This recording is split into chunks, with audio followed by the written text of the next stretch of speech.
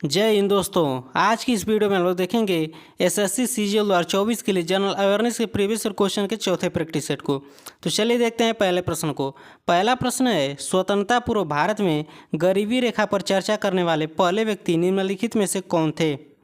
स्वतंत्रता पूर्व भारत में गरीबी रेखा पर चर्चा करने वाले पहले व्यक्ति निम्नलिखित में से कौन थे। तो इसका राइट है मेरे भाई सी ऑप्शन, दादाभाई नौरोजी।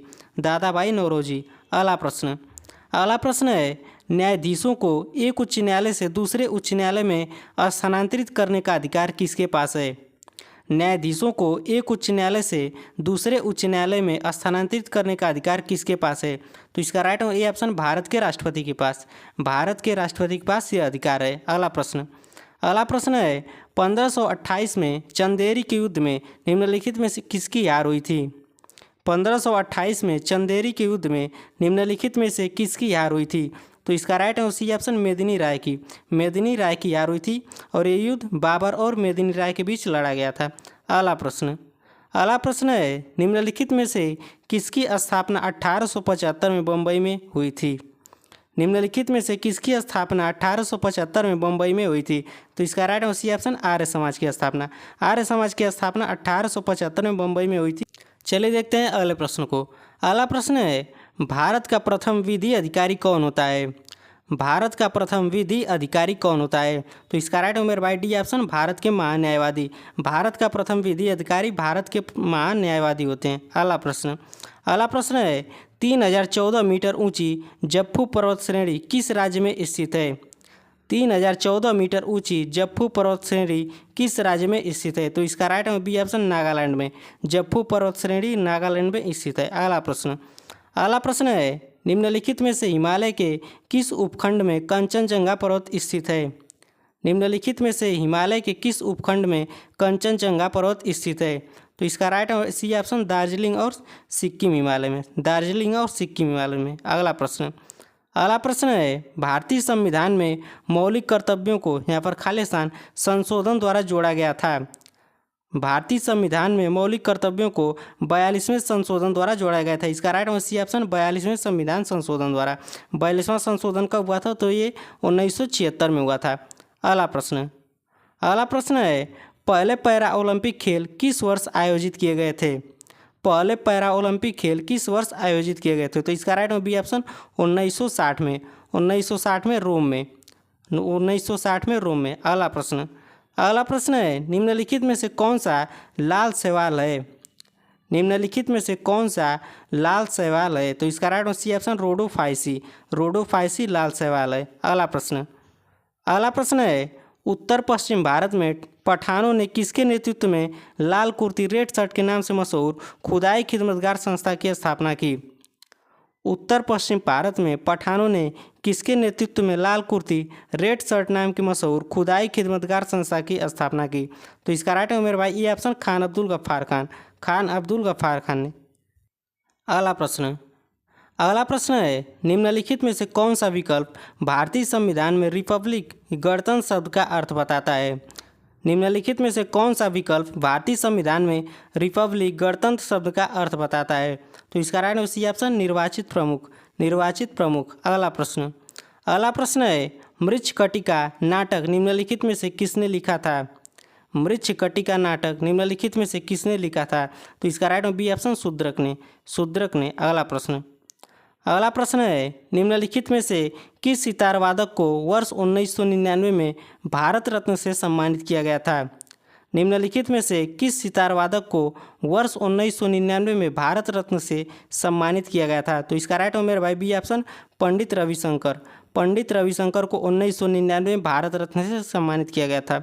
अगला प्रश्न है, आधुनिक औद्योगिक प्रणाली के उदय से पहले भारतीय निर्यात में प्रमुख रूप से यहाँ पर खालिस्तान जैसे निर्माण शामिल थे। आधुनिक औद्योगिक प्रणाली के उदय से पहले भारतीय निर्यात में प्रमुख रूप से सूती वस्त्र और रेशमी वस्त्र जैसे निर्माण शामिल थे। सूती वस्त्र और रेशमी वस्त्र निर्माण शामिल थे। अगला प्रश्न है, शकूर खान और पंडित राम नारायण जैसे संगीतकार निम्नलिखित में से कौन सा वाद्य यंत्र बजाते थे। शकूर खान और पंडित राम नारायण जैसे संगीतकार निम्नलिखित में से कौन सा वाद्य यंत्र बजाते थे। तो इसका राइट डी ऑप्शन, सारंगी। अगला अगला प्रश्न है के ए नजीब बनाम भारत संघ का मामला निम्नलिखित में से किस अनुच्छेद के तहत अधिकारों के उल्लंघन से संबंधित है। के ए नजीब बनाम भारत संघ मामला निम्नलिखित में से किस अनुच्छेद के तहत अधिकारों के उल्लंघन से संबंधित है। तो इसका राइट हो मेरे भाई ये ऑप्शन अनुच्छेद 21।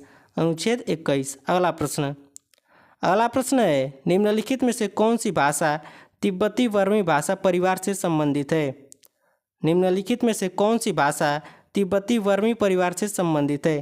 तो इसका राइट और डी ऑप्शन त्रिपुरी भाषा। अगला प्रश्न है यस ब्लॉक के तत्व कैल्शियम की उत्पत्ति किस लैटिन शब्द से हुई है। यस ब्लॉक के तत्व कैल्शियम की उत्पत्ति किस लैटिन शब्द से हुई है। तो इसका राइट ए ऑप्शन कैल्कस से कैल्शियम शब्द की उत्पत्ति हुई है। अगला प्रश्न है स्तनधारियों के यकृत में निम्नलिखित में से कौन सी कोशिकाएं पाई जाती हैं। स्तनधारियों के यकृत में निम्नलिखित में से कौन सी कोशिकाएं पाई जाती हैं। तो इसका राइट और डी ऑप्शन कुफर कोशिकाएं पाई जाती हैं। चलिए देखते हैं अगले प्रश्न को। अगला प्रश्न है कौन सा जलमार्ग भारत और बांग्लादेश प्रोटोकॉल मार्ग के माध्यम से भारत की मुख्य भूमि के साथ संपर्क प्रदान करता है। कौन सा जलमार्ग भारत और बांग्लादेश प्रोटोकॉल मार्ग के माध्यम से भारत की मुख्य भूमि के साथ संपर्क प्रदान करता है। तो इसका राइट हो ए ऑप्शन NW2 मार्ग। अगला प्रश्न है गृह सरकार में परिवर्तन करके भारत के राज्य सचिव को ब्रिटिश भारत की सरकार के लिए कब उत्तरदायी बनाया गया था। गृह सरकार में परिवर्तन करके भारत के राज्य सचिव को ब्रिटिश भारत की सरकार के लिए कब उत्तरदायी बनाया गया था। तो इसका राइट हो मेरे भाई बी ऑप्शन 1858 में। अगला प्रश्न है निम्नलिखित में से कौन सा शैल का एक प्रकार नहीं है। निम्नलिखित में से कौन सा शैल का एक प्रकार नहीं है। अवशेष चट्टान शैल का एक प्रकार नहीं है। इसका राइट हो सी ऑप्शन अवशेष चट्टान। अगला प्रश्न है अम्बुबाची मेला उत्तर पूर्व भारत के किस मंदिर में आयोजित किया जाता है। अम्बुबाची मेला उत्तर पूर्व भारत के किस मंदिर में आयोजित किया जाता है। तो इसका राइट हो मेरे भाई बी ऑप्शन कामाख्या मंदिर में। अगला प्रश्न है 8वीं सदी ईस्वी में दक्षिण पूर्व एशिया में अपने साम्राज्य की स्थापना करने वाले शैलेंद्र राजा किस धर्म के अनुयायी थे। 8वीं सदी ईस्वी में दक्षिण पूर्व एशिया में अपने साम्राज्य की स्थापना करने वाले शैलेंद्र राजा किस धर्म के अनुयायी थे। तो इसका राइट और डी ऑप्शन बौद्ध धर्म के शैलेंद्र राजा बौद्ध धर्म के अनुयायी थे। अगला प्रश्न है प्रारंभिक वैदिक काल में धनवान व्यक्ति को यहाँ पर खालिस्तान के रूप में जाना जाता था। प्रारंभिक वैदिक काल में धनवान व्यक्ति को मेरे भाई गोमत के रूप में जाना जाता था। इसका राइट बी ऑप्शन गोमत के रूप में जाना जाता था। अगला प्रश्न है निम्नलिखित में से किस कलाकार ने 1975 में मीना गुरजर्री के लिए सर्वश्रेष्ठ अभिनेत्री का पुरस्कार जीता था। निम्नलिखित में से किस कलाकार ने 1975 में मीना गुरजर्री के लिए सर्वश्रेष्ठ अभिनेत्री का पुरस्कार जीता था। तो इसका राइट बी ऑप्शन मल्लिका साराभाई ने। अगला प्रश्न है ने एक धर्मनिरपेक्ष भारत और इस्लामी पाकिस्तान में ब्रिटिश भारतीय साम्राज्य के लिए द्विविभाजन की घोषणा की। यहाँ पर खाली स्थान है। ने एक धर्मनिरपेक्ष भारत और इस्लामी पाकिस्तान में ब्रिटिश भारतीय साम्राज्य के लिए द्विविभाजन की घोषणा की। तो इसका right A option Lord Louis Mountbatten ने एक धर्मनिरपेक्ष भारत और इस्लामी पाकिस्तान में ब्रिटिश भारतीय साम्राज्य के लिए द्विविभाजन की घोषणा की। अगला प्रश्न है उर्मिला सत्यनारायण किस भारतीय शास्त्रीय नृत्य शैली की प्रतिपादक हैं। उर्मिला सत्यनारायण किस भारतीय शास्त्रीय नृत्य शैली की प्रतिपादक हैं। तो इसका राइट में बी ऑप्शन भरतनाट्यम। अगला प्रश्न है नृत्याचार्य पुरस्कार, संगीत नाटक अकादमी पुरस्कार और कालिदास सम्मान से सम्मानित गुरु विपिन सिंह किस शास्त्रीय नृत्य को बढ़ावा देने के लिए प्रसिद्ध थे। नृत्याचार्य पुरस्कार, संगीत नाटक अकादमी पुरस्कार और कालिदास सम्मान से सम्मानित गुरु विपिन सिंह किस शास्त्रीय नृत्य को बढ़ावा देने के लिए प्रसिद्ध थे। तो इसका राइट डी ऑप्शन मणिपुरी नृत्य के लिए।